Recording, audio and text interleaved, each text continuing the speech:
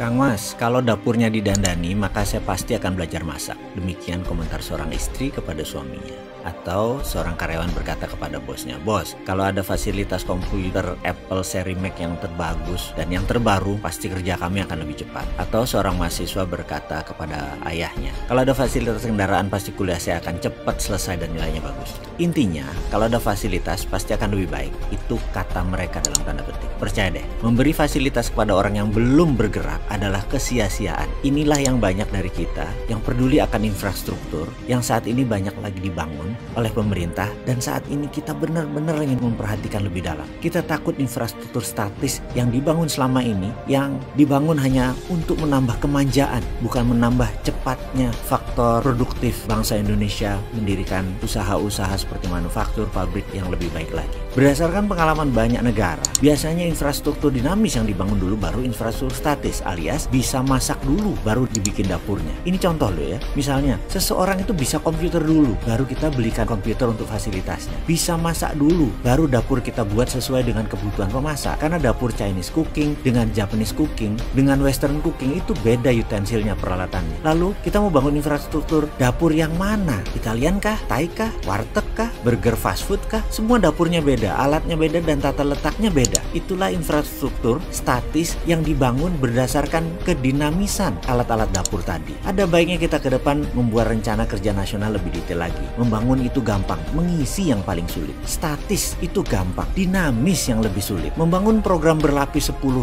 layer dan pakai swasta sebagai pendorong 80% geraknya, itu lebih dinamis daripada membangun infrastruktur sekarang. Jadi gunakan swasta itu lebih lincah, lebih murah, dan lebih cepat. Sekali lagi, platform bernegara harus dengan fondasi yang sama, yaitu kita harus punya arsitek ekonomi, arsitek pertahanan keamanan, dan semua gartra bernegara ada arsiteknya. Hanya sekedar mengingat ya, dulu di zaman Orba dibangunlah infrastruktur statis yang namanya THR, Taman Hiburan Rakyat. Untuk hiburan rakyat ada di 25 kota. Namun yang bertahan hingga 15 tahun hanya 2. Mengapa bisa bertahan sementara yang lainnya sepi? Yang bertahan itu hanya di kota, 1 Solo, 2 Surabaya. Kenapa sekali lagi hanya Solo dan Surabaya? Karena di THR Solo dan Surabaya ada Sri Mulat. Tapi kita tahu bahwa kemudian THR kalah dengan televisi swasta di mana Sri Mulatnya diboyong ke TV. Jadi sekali lagi, infrastruktur dinamis itu penting. Atau ada lagi, kita tahu tentang infrastruktur statis. Goyangnya bisnis net TV yang terbaru padahal didukung dengan teknologi HD yang sangat canggih. Sekali lagi, namun karena infrastruktur dinamisnya tidak tumbuh dengan baik, software acaranya tidak diterima pasar, terutama pengiklan, ya goyang juga net TV. Jadi ke depan bagaimana? Jadi ke depan Indonesia di dalam membangun infrastruktur statis, pastikan ada Sri Mulat yang sudah manggung. Jangan bikin Sri Mulat setelah ada infrastruktur statis. Pasti nggak lucu, pasti dipaksa lucu soalnya. Semoga paham